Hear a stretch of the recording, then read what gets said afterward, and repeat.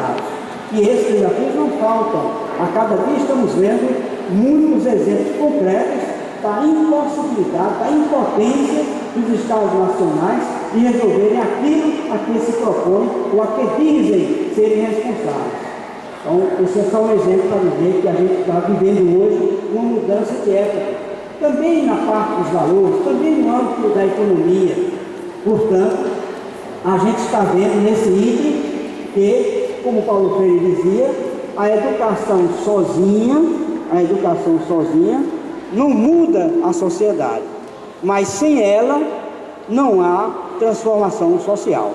Essa segunda parte eu vou começar desde agora. A primeira parte a gente viu que a educação sozinha não é capaz de gerar transformação social. Mas, e agora vamos a ela, sem ela também isso não acontece. Por que não acontece? Porque as operações no campo da economia, as operações no campo da política, as operações no campo da cultura, todos passam pela contribuição essencial da educação, pelo menos na concepção freiriana. Todos esses campos da produção, seja no campo, seja na indústria, seja no comércio, seja em relação às novas tecnologias, seja em relação ao campo da cultura, das comunicações, das grandes inovações que o nosso mundo hoje demonstra, todas elas necessitam fundamentalmente da educação. Sem educação, nada disso se constrói. Vamos aos exemplos concretos. Como é possível, por exemplo, conceber um novo modo de produção para a nossa sociedade, porque o que está aí se exaure, dá provas, dá sinais evidentes de que não tem mais o que fazer? Então, como isso sem passar por um processo formativo dos seus agentes? Porque todo modo de produção, como sabemos, é protagonizado pelos seres humanos, pelos trabalhadores, pelo mundo, pelo universo, daqueles e daquelas que vivem do seu trabalho.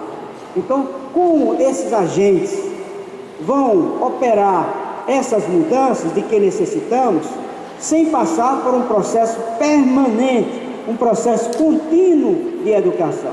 Impossível. Cada operação dessas na área da economia, cada operação dessas na área da política, cada operação dessa na área da cultura requer muito tempo de formação, mas não apenas a formação escolar. Daqui a gente está dizendo, não, sem qualquer desprezo à educação escolar, da educação infantil à pós-graduação, todos sabemos a importância fundamental desse tipo de educação, a educação escolar.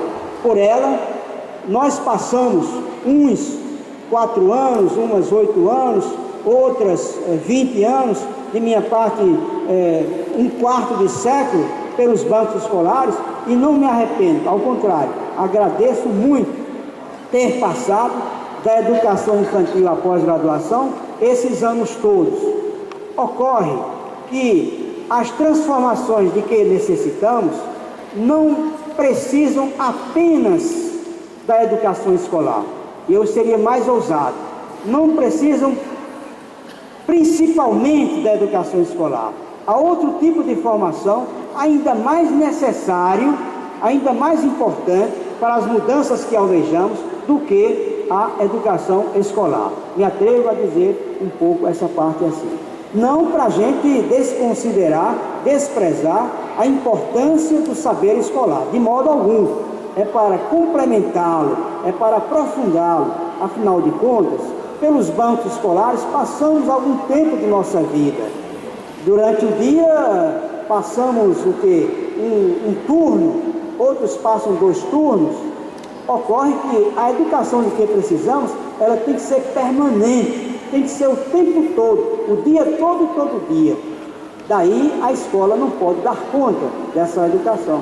pelos bancos escolares, pelas salas de aula, passamos um período do tempo, abençoado período, para muitos, para alguns nem tanto, mas para as mudanças que a nossa sociedade do Brasil, latino-americana e mundial precisa, a gente tem necessidade de ir além da educação escolar.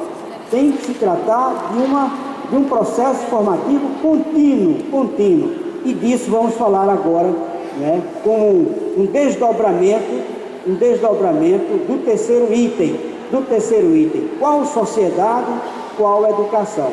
Qual sociedade, interrogação, qual educação, interrogação também. Bom, a educação de que tratamos aqui só tem sentido se a gente tiver claro, de certa maneira, qual é o tipo de sociedade que atende aos nossos interesses. Qual é o tipo de sociedade que queremos construir. Se a gente não está preocupado com esse tipo de sociedade para o qual a gente é chamado a construir, a se